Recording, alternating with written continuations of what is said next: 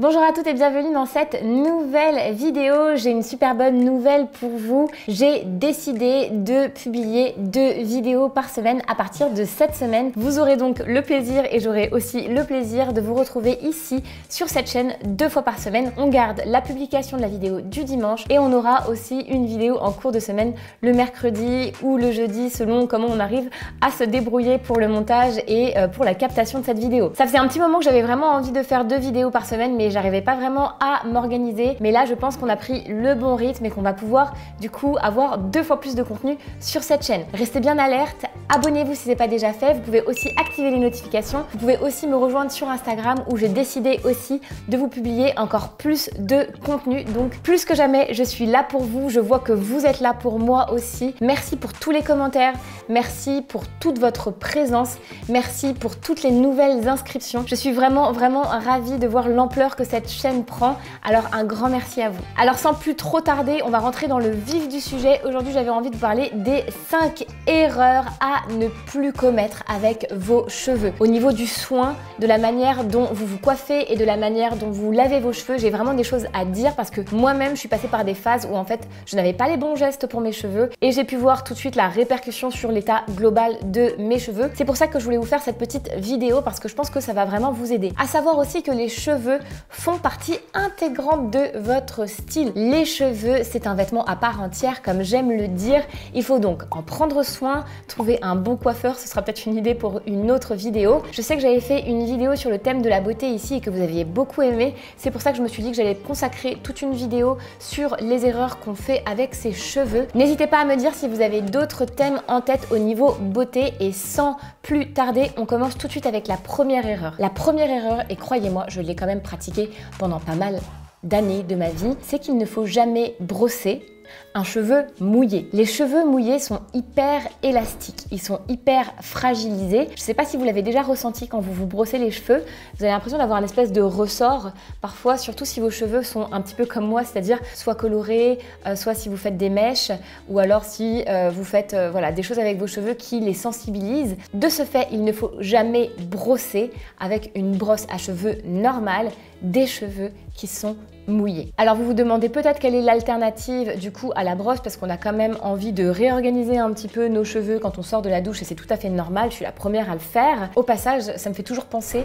à mon amie Gemma, vous savez, qui crée des super beaux bijoux. Elle m'a dit une fois « I don't own a brush ». Et là j'étais là, quoi? Qu'est-ce que tu veux dire? Et en fait elle m'a dit, en fait Emma, je ne possède pas de brosse. Je dis, mais tu fais comment? Et en fait elle m'a dit « I do with my fingers ». Genre, je me coiffe avec mes doigts quoi. Moi j'étais là, mais enfin, comment c'est possible? Moi j'ai toutes sortes de brosses, toutes sortes de poils de brosse. Et du coup, ce jour-là, j'ai remarqué aussi que Gemma a une chevelure magnifique. Et je pense qu'en fait, la brosse peut devenir notre meilleur ennemi aussi. Donc si vous y arrivez après la douche, essayez d'arranger vos cheveux avec vos doigts. Et si c'est pas possible, eh bien la solution, c'est ça, c'est un peigne dentelé mais avec des dents écartées. Il ne faut pas que ce soit trop resserré parce que c'est ça qui va abîmer vos cheveux. Celui-ci, je l'ai depuis mes 16 ans. J'ai l'impression que je vous dis tout le temps ça dans mes vidéos. Ah bah ça, je l'ai depuis que j'ai 12 ans. Ça, je l'ai depuis que j'ai 15 ans. Mais c'est vrai, en fin de compte, je suis quelqu'un qui est très accroché aux choses que je détiens. Et ce peigne-là,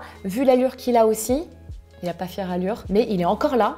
Depuis mes 16 ans et du coup je l'utilise toujours. C'est aussi un petit souvenir parce que je l'avais eu aux États-Unis. J'ai fait une année d'échange quand j'étais plus jeune aux États-Unis. Je suis partie pendant 1 an quand j'avais 16 ans aux États-Unis et j'avais acheté ce petit peigne là. Et donc du coup il fait toujours très bien le travail ce petit peigne. Je le lave aussi régulièrement pour enlever les résidus de produits qu'il peut y avoir dessus. C'est aussi hyper important de laver tous vos peignes et toutes vos brosses. Mais en tout cas vous pouvez vous peignez avec ça quand vos cheveux seront mouillés et ça va vraiment vous aider à améliorer la densité et la qualité de vos cheveux. Vous allez voir au bout d'un moment que vos cheveux seront plus forts et c'est surtout grâce à ce petit outil. La deuxième grosse erreur que vous faites et qu'on fait à peu près toutes parce que c'est comme ça qu'on a appris aussi à se shampouiner et ensuite à poser un soin, c'est justement de laisser poser un soin. Je m'explique. En fait, le soin, il ne doit pas juste être posé et on attend et ensuite on rince. Mais la plupart d'entre nous, c'est ce qu'on fait. En fait, le soin, il doit être malaxé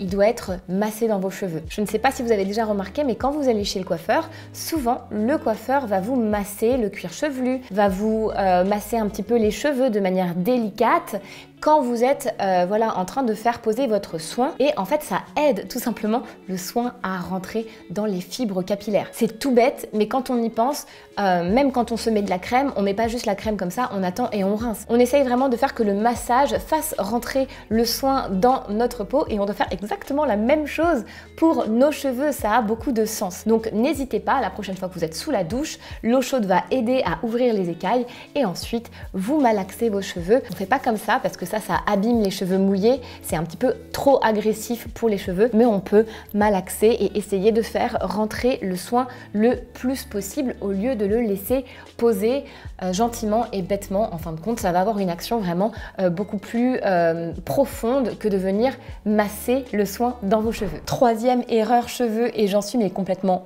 coupable. Depuis maintenant quelques décennies, j'ai envie de dire, j'explore vraiment le milieu de la beauté naturelle qui me tient vraiment à cœur, surtout au niveau des soins, au niveau des soins de la peau, au niveau des soins des cheveux. Et j'ai eu une grosse période où je mettais beaucoup d'huile de coco, voire de l'huile d'avocat sur mes cheveux. J'ai complètement arrêté et je vais vous expliquer pourquoi. J'ai arrêté de faire ça parce que j'ai remarqué que quand on a les cheveux teints ou quand on a les cheveux blonds comme moi, donc avec des mèches, etc., ça vient en fait complètement foutre en l'air, j'ai envie de dire, ternir la couleur. J'ai remarqué que lorsque j'ai arrêté ça, mon blond était beaucoup plus éclatant pendant beaucoup plus longtemps et du coup que l'huile venait vraiment un petit peu défaire, un petit peu détruire, un petit peu jaunir ou verdâtrer, ça se dit pas, mais verdâtrer la couleur. Floriane va me tuer hein, parce qu'elle adore l'orthographe, elle va pas être contente. Ça vient apporter un côté jaune, un côté vert, on se comprend, au niveau du blond. Donc si vous êtes comme moi blonde ou que vous avez les cheveux colorés d'une certaine teinte parce que vous aimez cette teinte, etc.,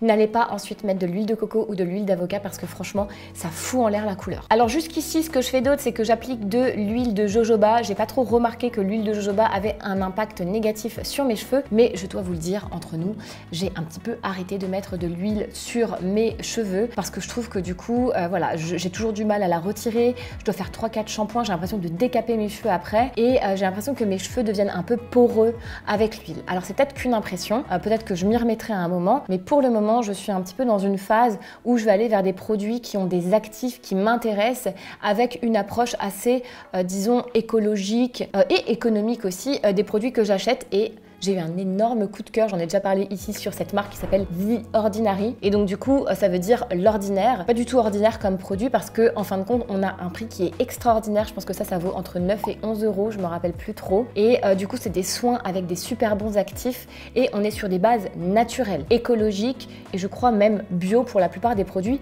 qu'ils fabriquent, donc big up à cette marque que j'adore. J'utilise pour ma peau et j'utilise aussi maintenant pour mes cheveux. J'ai trouvé ce petit soin hyper efficace.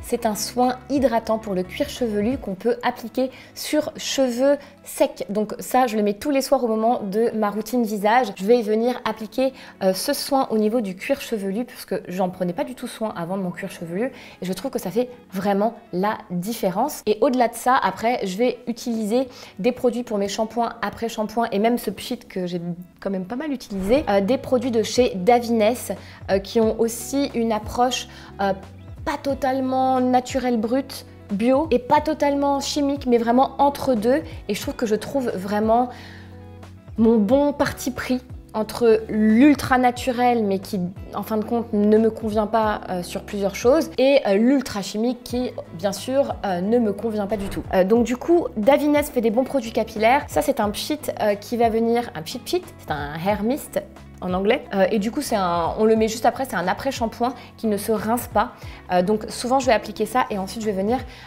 brosser, peigner plutôt avec ceci. Quatrième erreur que vous avez sûrement commis et que j'ai commis, mais pendant hyper longtemps, alors que ma belle-mère me disait toujours tu devrais essayer, c'est de renier vraiment la puissance, l'ultra puissance du bigoudi. Alors le bigoudi, rien que le mot ne donne pas envie. Ma belle-mère m'a toujours dit, tu sais, tu devrais t'acheter des gros bigoudis qui donnent vraiment un bel effet, etc. Il faut savoir que ma belle-mère est espagnole et les Espagnoles sont comme les Américaines. C'est-à-dire qu'elles sont peut-être habillées décontractées, peut-être un legging et un t-shirt ou une robe, etc.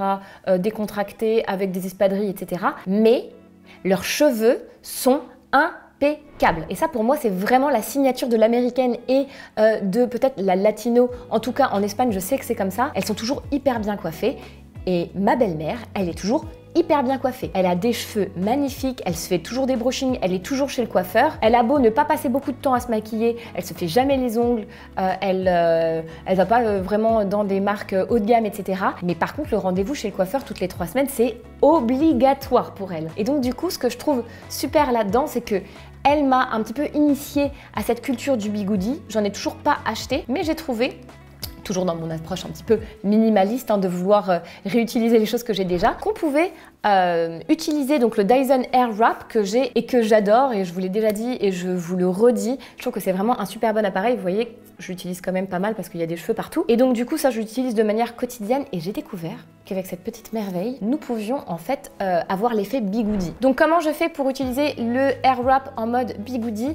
C'est très simple, je le prends, je chauffe au plus chaud possible et je viens enrouler juste ma mèche de devant ou la mèche que j'ai envie de bigoudiser pour avoir un effet vraiment très sculptural. Ça donne vraiment beaucoup de volume, donc si vous aimez le volume, c'est vraiment fait pour vous, et je trouve que sur la mèche de devant, franchement, mais c'est hyper beau. Donc du coup, j'enroule ma mèche, les deux côtés, je laisse un peu chauffer comme ça, et puis après j'éteins le Airwrap et je défais la partie de la machine et je mets une petite pince pour que ça tienne comme ça, et je laisse complètement refroidir le temps de me maquiller par exemple, et ensuite je défais le bigoudi. Donc là je viens de saccager ma coiffure, mais c'est pas grave. Je défais le bigoudi et on a tout de suite un super beau tombé de la frange ou de la mèche de devant, etc. Et franchement, ça fait la blague, c'est 2 secondes en plus dans votre routine, mais ça aide vraiment. Et en plus, on n'utilise pas beaucoup de chaleur. Donc du coup, ça ne casse pas vraiment les cheveux.